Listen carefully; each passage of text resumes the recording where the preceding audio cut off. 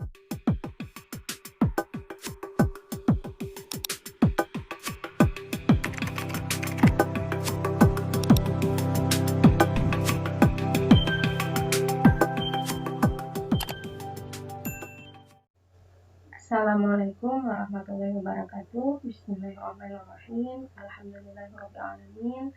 Allahumma shalli ala sayyidina Muhammad wa ala ali sayyidina Muhammad.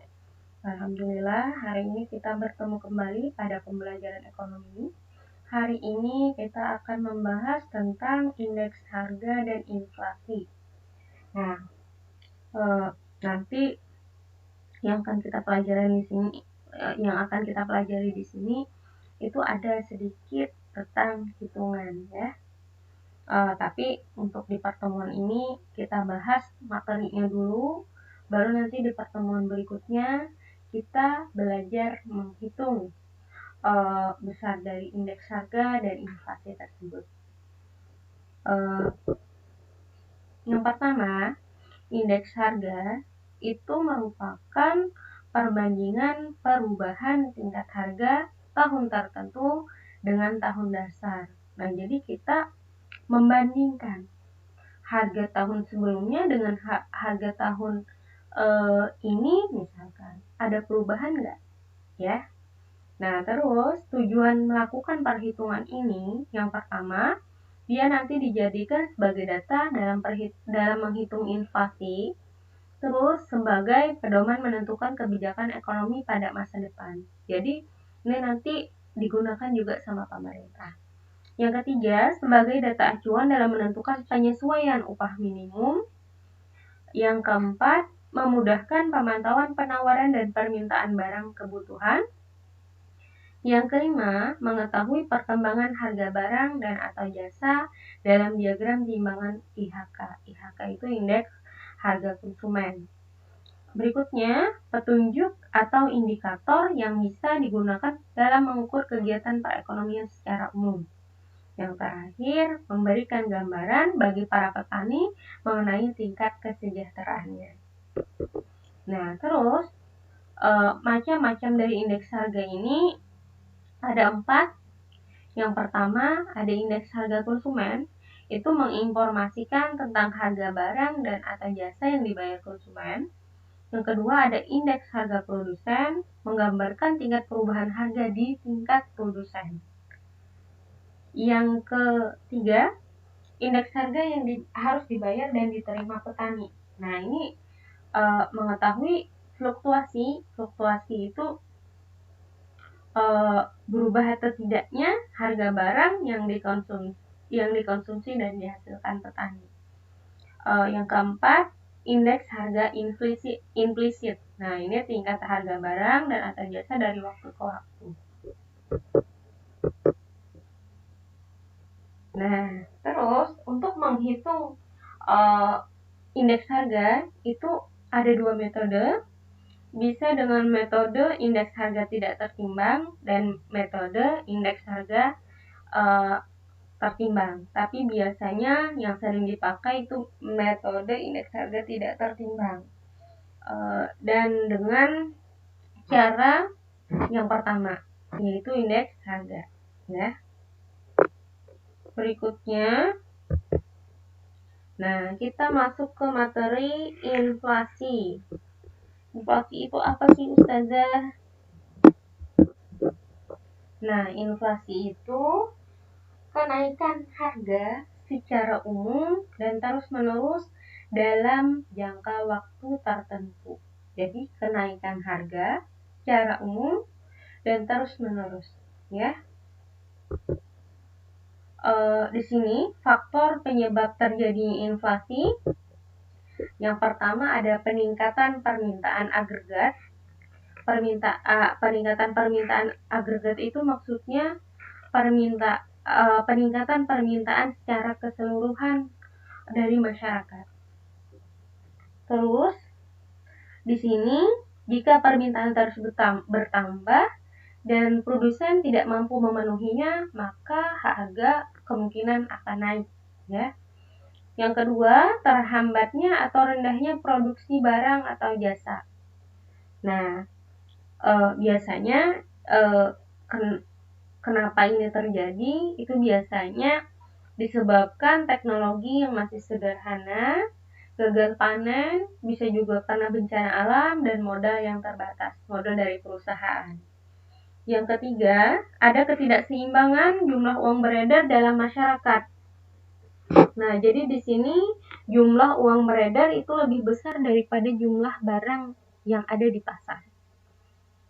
Yang keempat, naiknya harga bahan bakar minyak dan tarif dasar listrik. Nah, ini sudah bisa kita cerna sendiri kan.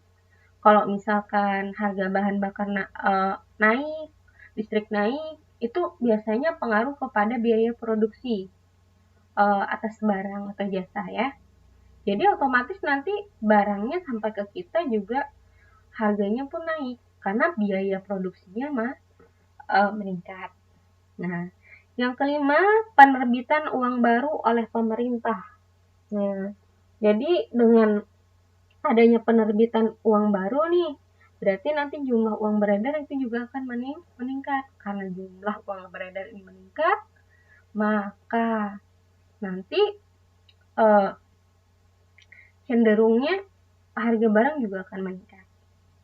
Terus, yang ke-6, adanya desakan kelompok tertentu untuk memperoleh kredit. Nah, jadi jika nanti banyaknya misalkan masyarakat misalkan yang mendapatkan pinjaman dari pihak bank misalkan atau lembaga keuangan tertentu, itu juga nanti memicu mahalnya harga barang. Karena apa? Karena biasanya uang tersebut digunakan untuk membeli barang atau jasa. Yang ketujuh, fluktuasi sektor luar negeri, ekspor impor, investasi, tabungan, dan pendapatan negara. Jadi ketika ada perubahan nih, bisa terjadi naik atau turun atas kegiatan ekspor impor, investasi, tabungan, dan pendapatan negara, itu juga akan berpengaruh kepada harga barang atau jasa, yang juga bisa menyebabkan naik atau turun. Tapi kebanyakan sih biasanya naik, ya kan? Next, nah ini jenis-jenis daripada inflasi. Nah, jadi inflasi itu berdasarkan sumbernya, ia dibedakan menjadi inflasi yang berasal dari dalam negeri. Berarti inflasinya ini terjadi dari negaranya sendiri. Nah, yang kedua, ada inflasi yang berasal dari luar negeri. Ini berarti dari mitra dagang kita, pihak luar negeri. Yang kedua, berdasarkan cakupan pengaruh kenaikan harga. Di sini terbagi menjadi 3. Ada inflasi tertutup. Kalau inflasi tertutup, itu kenaikan harga secara umum yang berkaitan dengan satu atau dua barang saja, ya. Nah, terus kalau inflasi terbuka, itu kenaikan harga barang secara keseluruhan. Jadi semua harga barang itu naik, itu namanya inflasi terbuka. Kalau inflasi tidak terkendali, itu inflasi yang tinggi sehingga harga barang terus berubah dan naik. Nah, sementara ini nanti bisa menyebabkan nilai uang terus merosot. Nah ya, bisa dibedakan ya. Berdasarkan tingkat keparahan. Nah, inflasi itu terbagi menjadi 4. Ada inflasi rendah. Kalau inflasi rendah berarti nilai dari inflasinya nanti setelah kita hitung itu kurang dari 10%.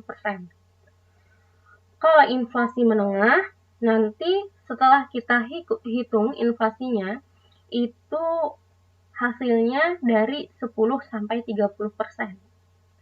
Nah, terus kalau inflasi berat, itu tingkat keparahan dari inflasi itu sekitar 30-100%. Nah, yang terakhir ada inflasi sangat tinggi. Inflasi sangat tinggi itu hiperinflasi, biasa kita sebut. Nah, ini jika nanti kenaikan harga itu lebih dari 100%. Jadi, kalau misalnya nih, di tahun ini harganya 10.000. Nah, di tahun depan ternyata 30.000. Misalkan.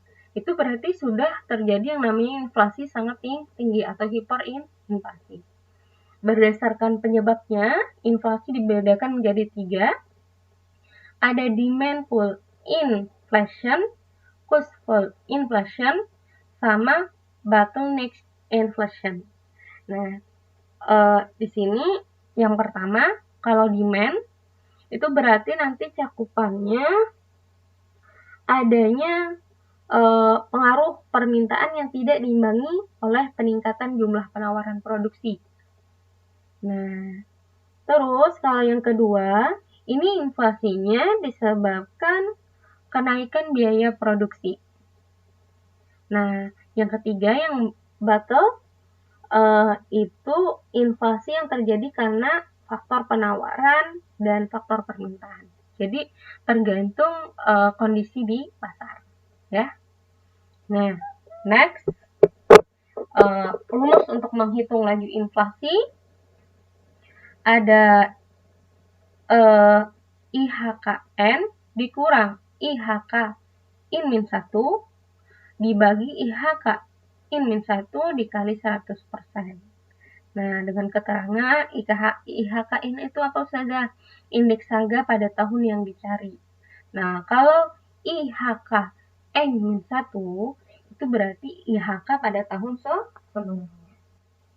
Nah, dampak inflasi itu ada dampak positif dan ada dampak negatif. Nah, kalau dampak positifnya bagi debitur nih. Nah, saat pembayaran utang, nilai utang itu lebih rendah daripada saat meminjam uang dari kreditur. Jadi, yang pertama dulu istilah debitur ini, debitur itu orang yang meminjam uang. Nah, jadi ini jika misalkan terjadi inflasi nih, dia merasa diuntungkan. Karena apa? Nilai uang pada saat ia meminjam sebelum inflasi dengan setelah inflasi itu beda, jauh lebih menguntungkan. Yang kedua, bagi pengusaha. Nah, bagi pengusaha juga seperti itu. Pengusaha mendapatkan pendapatan yang lebih tinggi ketika terjadi inflasi. Terus yang ketiga, bagi produsen. Nah, apabila harga barang naik, itu produsen akan terdorong untuk meningkatkan jumlah barang yang akan dijualnya, ya. Sedangkan dampak negatifnya bagi kreditur itu orang yang meminjamkan uang. Nah, di sini ia merasa dirugikan. Karena apa? Karena ia tadi nilai uangnya lebih sedikit dibandingkan pada saat ia meminjamkan. Terus yang kedua, bagi orang yang berpenghasilan tetap, ini dampaknya itu ketika harga naik nih dengan penghasilan kita tetap, otomatis kan nanti bisa menyebabkan daya beli masyarakat itu turun. Yang seharusnya nih uang 100.000 misalkan bisa digunakan untuk belinya 20 macam barang, tapi pada saat inflasi misalkan uang 100.000 tadi yang kita punya itu hanya mendapatkan 5 barang saja. Nah, otomatis kan sudah ada selisih tuh, ya. Terus yang ketiga ada perekonomian nasional.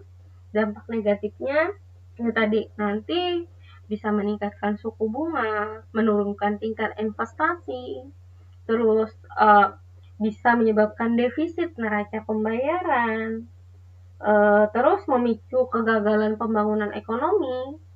Nah, sama merosotnya kesejahteraan masyarakat gitu. Tapi bagi penabung dampak negatifnya nilai real uang itu akan menurun. Ya tadi kata Ustazah, ketika kita misalkan punya uang nih di tahun ini 100.000, bisa beli 20 barang misalkan, tapi karena terjadinya inflasi di tahun berikutnya cuma bisa digunakan untuk membeli 5 barang saja. itu kan sangat merugikan, ya kan? Makanya inflasi ini sangat dikendalikan sama pemerintah, jangan sampai terlalu tinggi. Tuh. Nah, cara mengatasi inflasi ada bisa melakukan kebijakan moneter. Kebijakan moneter ini nanti akan dilakukan oleh Bank Indonesia. Terus kalau kebijakan fiskal itu akan dilakukan oleh pemerintah kita. Nah, terus kebijakan non moneter dan non fiskal itu dilakukan oleh semua orang. Iya kan? Nah, di sini kalau kebijakan moneter kan ada kebijakan pasar terbuka, tingkat bunga diskontol, cadangan kas minimal, terus pengawasan kredit selektif, pembujukan moral. Ini nanti akan kita bahas khusus pada kebijakan moneter. Kebijakan fiskal, mengatur pengeluaran pemerintah, menaikkan pajak. Nanti kita akan bahas khusus di pertemuan berikutnya ya. Nah, pada saat materi kebijakan moneter dan kebijakan fiskal. Nah, terus ada kebijakan non moneter dan non fiskal. Nih, bisa dengan meningkatkan hasil produksi. Berarti ini yang melakukannya adalah bagian produsen. Terus mempermudah masuknya barang impor. Itu berarti dilakukan oleh pemerintah. Menstabilkan pendapatan masyarakat juga dilakukan sama pemerintah.